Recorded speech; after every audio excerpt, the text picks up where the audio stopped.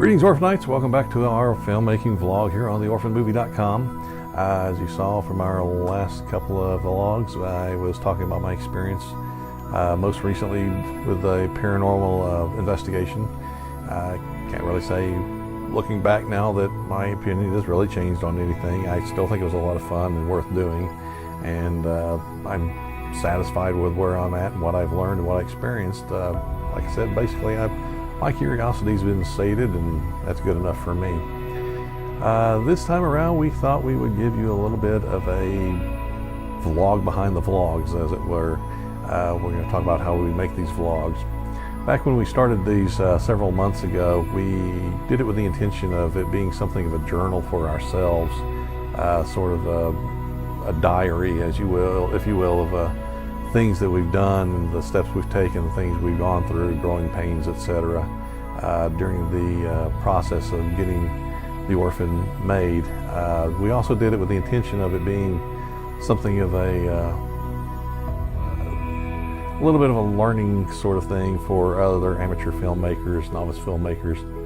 We're trying to let you know the process that we go through, how we're doing things, what we're succeeding at, what we're failing at, what problems we're running up against, and how we're trying to work around them. And so these vlogs have been both for ourselves and for others, and we hope that y'all are enjoying them and hopefully learning something as well. Whenever we do these, we don't really have any specific set timeline of ideas or anything like that. That's probably not a bad idea, honestly, but we essentially go week to week and decide on a theme or a subject to cover. We don't have any kind of script. When we set these up, as you can see far behind me is our dining area. That's where we used to do these. That doubles as my production office. We decided to move them into the living room because it gives us a little more space to work with, and Jacob has gotten a little more equipment, like the lights, for instance. He can control the lighting, and that's a big plus for us, and he has a little more room to work with here. Of course, we've been for a long time using a second camera here, which I usually don't pay attention to. I pay attention to the main camera. There's a couple of different reasons for the other camera. One thing, it gives us a different look, and quite honestly, if I flub, it gives me the opportunity to cut to the other camera if necessary.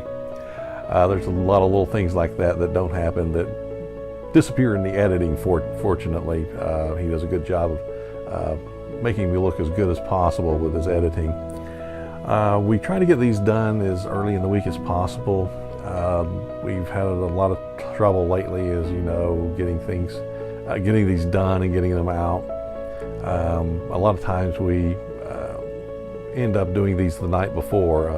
We try to get these posted about 10:30 a.m. on Central Time, and there's been times that we've been doing them 7, 8 o'clock the night before. We really try to give it a little more time because it makes Jacob's life a lot easier. It gives him more time to edit, and means he doesn't have to stay up all night trying to get it all put together and ready to post the next day. As he sits there nodding, going, yes, yes, please give me more time. Anyways, we do the two camera setup for the reason I mentioned. The sound, we have the one microphone. Now we've got a lav mic that we've been borrowing and using. We try to do these as quickly as possible. Like I said, there's not really a script that I follow. There's not really a set subject that we do each time, and the amount of time varies. If you include all the setup and breakdown, as well as the filming and me having to stop to ask him a question, or I flub something and we have to go back or something like that, it can take an hour or more to do a vlog that's going to end up being 7 minutes long once it's posted. Once we get done with the actual filming, that's really where I'm done. I don't understand don't know how to do the technical part. Whenever everything gets broken down, that's when Jacob goes and takes everything to the editing bay he has set up in his room, and he goes to work and does his magic to try and make me look not quite so tongue-tied and a little more like I know what I'm doing and saying. He does his editing on Adobe Premiere. That's his platform of choice. I don't really know anything about editing. I mean, I know the basic idea behind it, but how it's actually done, I don't have any idea. Once we actually start production and get into post-production, I'm sure I'll be sitting in there with him going, what's this do? And I'll probably be getting my hand slapped and told don't touch that and that kind of thing. But hopefully I'll learn a few things and get to know a little bit more about the technical side of the filmmaking once we're in the post-production. Like I said, whenever we do these, it's not any particular set thing, and occasionally Jacob has a friend, Chase. He'll come in, he's a photographer. He'll be doing some behind-the-scenes photographs for us. He's going to be doing some behind-the-scenes work for us once we actually start production on the movie as well. I'm sure we'll get him involved in the shorts when we get those done. Really, that's pretty much what we do with these. It's not a terribly complicated process. It's a little more complicated, obviously, like I said, for Jacob than it is for me, because he has to sit down and try and make this stuff look good, and then occasionally he flashes me a number of fingers, let me know how long I'm going, and that's his subtle way of saying, hurry up. So I guess I should wrap this up then. Like I said, I don't think there's really a whole lot else to cover, so I think we got it all, and hopefully found this a little bit entertaining, a little bit informative.